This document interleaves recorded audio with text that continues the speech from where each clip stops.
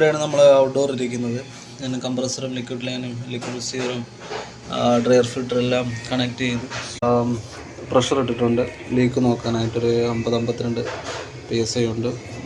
ലീക്കൊന്നും കണ്ടില്ല. ഞാൻ ലീക്കെല്ലാം ടെസ്റ്റ് ചെയ്ത് ലീക്ക് അതിന് യൂണിറ്റ് വാക്യൂം ചെയ്യണം, ഓടിക്കണം.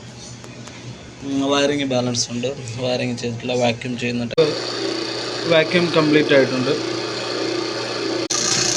നമ്മുടെ ഈ യൂണിറ്റിൽ യൂസ് ചെയ്യുന്ന ഗ്യാസ് എന്ന് പറഞ്ഞാൽ റെഫ്രിജറൻറ്റ് 134 എന്ന് പറയുന്നത് ഒരു പ്യൂർ റെഫ്രിജറൻ്റ് ആയതുകൊണ്ട് തന്നെ നമുക്ക് ലിക്വിഡ് സ്റ്റേറ്റിലും ഗ്യാസ് സ്റ്റേറ്റിലും ചാർജ് ചെയ്യാനായിട്ട് കഴിയുന്നതാണ്. അല്പം ഓപ്പൺ ചെയ്ത്